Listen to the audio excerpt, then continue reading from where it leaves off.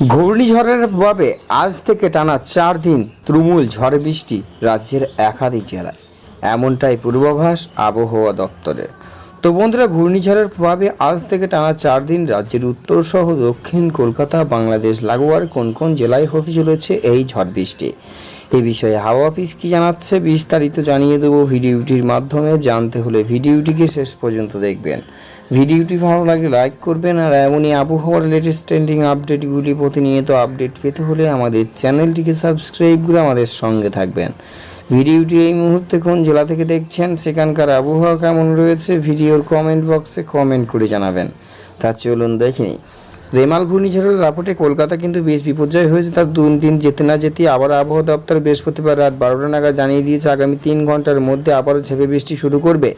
এই কথায় একবার অন্যথা হলো না, ঠিক তার কিছুক্ষণ পরে বজ্রী বিদ্যুৎ সহ বৃষ্টি দেখা দিলে কলকাতার বিভিন্ন জায়গায়, শুধুমাত্র কলকাতা নয়, কলকাতার আশেপাশে অর্থাৎ হুগলি জেলার বিভিন্ন জায়গাতে বজ্রপাত সহ বৃষ্টির খবর জানা যাচ্ছে। বজ্রপাতের কারণে বিভিন্ন জায়গায় নেট পরিষেবা কিছুক্ষণের জন্য বন্ধ হয়। উত্তর 24 পরগনার বিভিন্ন এলাকাতে ঝড় বৃষ্টি শুরু হয়েছে।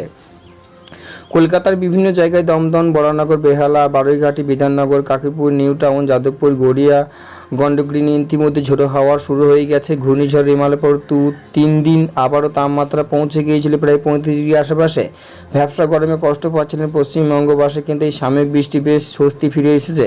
তবে শুধুমাত্র দক্ষিণায় উত্তরে বিভিন্ন জায়গায় যেমন দার্জিলিং, জলপাইগুড়ি, কালিম্পং, আলিপুরদুয়ার, কোচবিহার প্রভৃতি জায়গায় কয়েকদিন বেশ ভারী বৃষ্টির সম্ভাবনা রয়েছে। বৃহস্পতিবার রাত থেকে বৃষ্টি শুরু হয়েছে। সেই বৃষ্টি কিন্তু শুক্রবার সকালে বেশ অনেক জায়গাতে হয়েছে, মাঝে মধ্যে বন্ধ থাকবে, তারপর আকাশ ঘন কালো মেঘে ছেয়ে যাচ্ছে। দমকা হাওয়ার সঙ্গে বজ্রী বিদ্যুৎ সহ বৃষ্টি হয়েছে।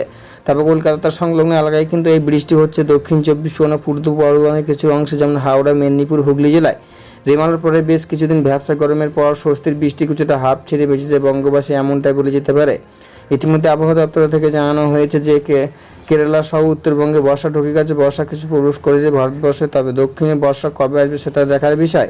আপাতত তীব্র ভ্যাপসা গরমের পরে প্রাক বর্ষার বৃষ্টিতে বঙ্গবাসী যে সাময়িক স্বস্তি লাভ করেছে, এই বিষয়ে সত্যি কোনো সন্দেহ নেই। বৃষ্টিপাতে যেহেতু মাঝে মধ্যে বজ্রপাত হচ্ছে, সেক্ষেত্রে তারা নিত্যযাত্রী আছেন, অবশ্যই একটা মাথায়